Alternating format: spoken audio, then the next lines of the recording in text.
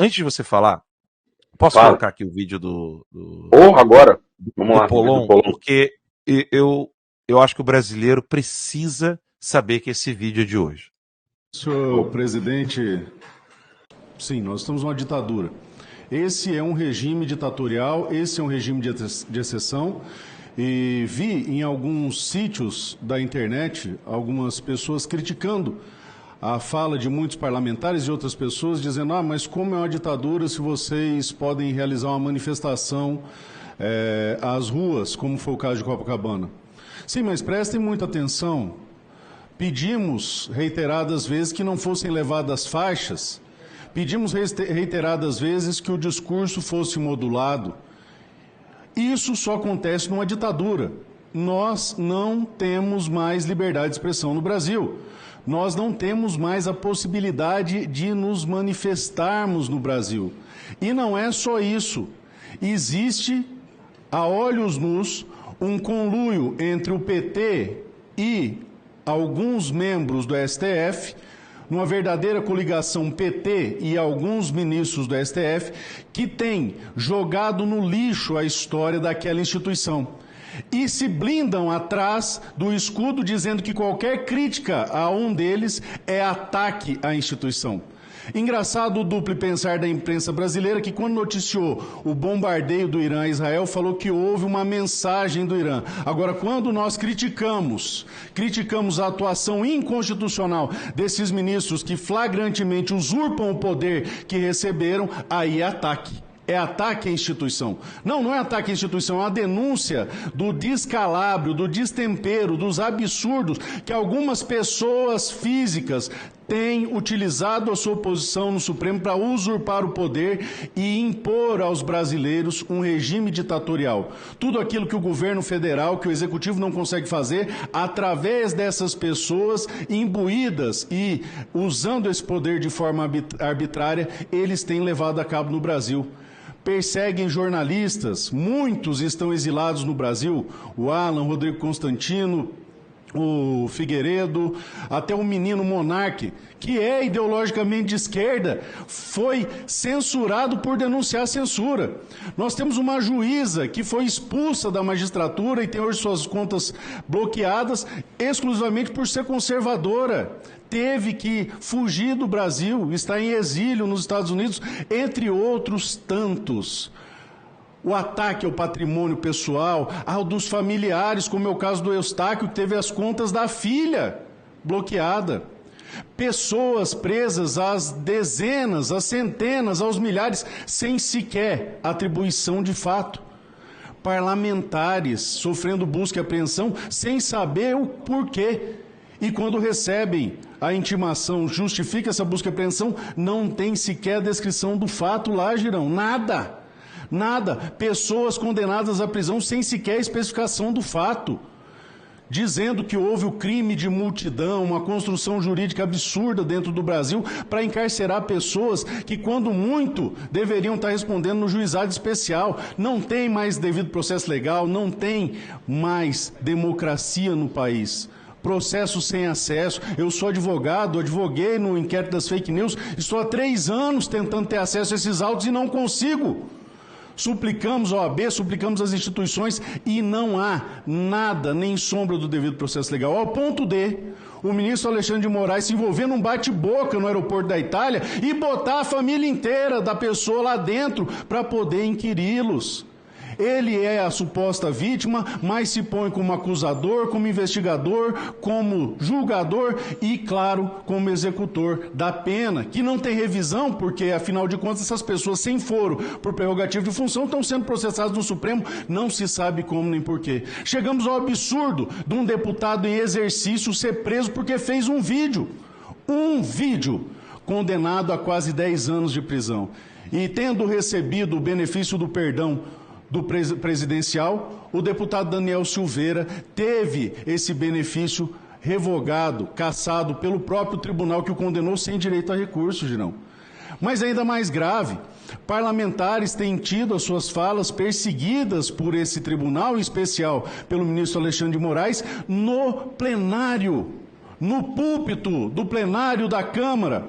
A Constituição nos assegura imunidade para falar, seja dentro dessa casa ou da outra, seja fora dela, seja nas redes sociais. E a deputada Bia Kicis esteve cerceada, censurada sua fala de uma manifestação que fez do púlpito do plenário.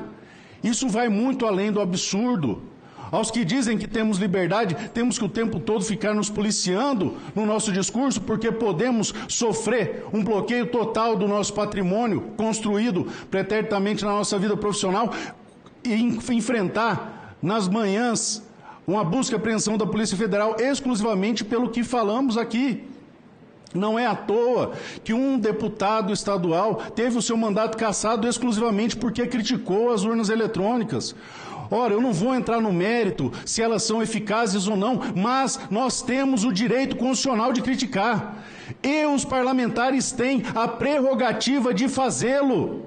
Mais que isso, o processo foi fraudulento, sim. Não entro no mérito das urnas, mas o processo foi fraudulento. Não houve equidade entre as duas partes, isso é evidente, ficou claro durante o processo eleitoral. E vou além. A Constituição assegura que o escrutínio seja publicamente auditável, e não é. Que o escrutínio tenha contagem pública, e não tem. Ainda que essa tecnologia fosse indelével, imune a qualquer ameaça, nós temos o direito constitucional à contagem pública de votos que não vem sendo praticado no Brasil. E hoje, com a situação que nós encontramos, o único resquício de esperança que temos de reestabelecer a liberdade de expressão e reestabelecer uma eleição justa é da interferência internacional. Mais que isso, não existe democracia sem liberdade de expressão. Mas vou além, Sérgio. Não existe democracia sem meios adequados à legítima defesa. Não é à toa que os Estados Unidos têm na sua primeira emenda a liberdade de expressão, free speech, e na segunda emenda o acesso a armas de fogo, para que você defenda a primeira. A expressão "o povo armado jamais será escravizado" se deve a um fato muito simples. A próxima escalada desse regime autoritário é que ele se torne cruento, que comece a atirar nas pessoas na rua. E não estamos longe disso, uma vez que esse regime faz parte de uma narcoditadura, tem ligações viscerais com o crime organizado. Nós vimos nos ministérios desse governo ou desse regime a frequência custeada com dinheiro público da primeira-dama do Comando Vermelho. Nós vimos relações e papos cabulosos levantados pela Polícia Federal com o PCC, com o crime organizado. Utilizam a estrutura do governo para facilitar o tráfico. Estamos numa narcoditadura. Sim, muito pior que uma ditadura custeada às expensas do crime organizado, que comemorou efusivamente quando saiu o resultado dessas eleições. Estamos numa situação extremamente delicada e é importante fazer essa denúncia enquanto você ainda pode entrar e sair do Brasil, porque caminhamos a passos largos a uma situação igual a Cuba ou da Venezuela, onde, se você voltar aqui, talvez você não consiga sair mais, onde você talvez não consiga entrar mais aqui. Estamos às vésperas disso. E é emblemático, senador Girão, isso aqui acontecer nessa casa, no Senado, porque dentro do nosso sistema constitucional, no regime de freios e contrapesos, só existe um poder capaz de refrear esses arroubos que estão fazendo, que pessoas estão fazendo, usurpando os poderes do STF, que é essa casa, o Senado. Então eu faço de público um apelo a todos os senadores,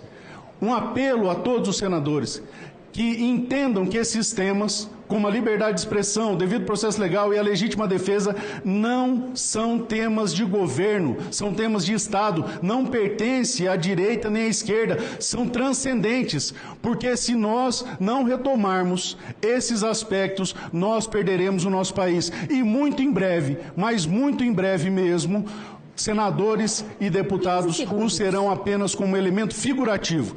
Eu conheço o nobre amigo presidente, senador Sérgio Petecão, sei da sua coragem, sei da sua história e peço a Vossa Excelência que trate desse tema de resgatar a República Federativa do Brasil, que hoje é uma ditadura. Obrigado. Foi sensacional a fala do Polon. O Rodrigo está perguntando onde está o vídeo. Está na audiência lá do Senado, na audiência que teve hoje, né? A fala do Pollon resumiu tudo, né? Primeira emenda da Constituição Americana, segunda emenda da Constituição Americana. Ele falou claramente: o próximo passo é sair matando todo mundo. É exatamente por causa disso que eles querem acabar com os CACs, eles querem, né, colocar medo nas pessoas. Assim, não tenho elogio suficiente à fala do Pollon. Ele refutou cada ponto da tirania brasileira, né? Ou seja, a questão das armas, a questão da liberdade de expressão que foi pro saco no Brasil, acabou, como o Rodrigo botou aqui, né? Pollon foi muito claro, franco e sucinto. Foi demais.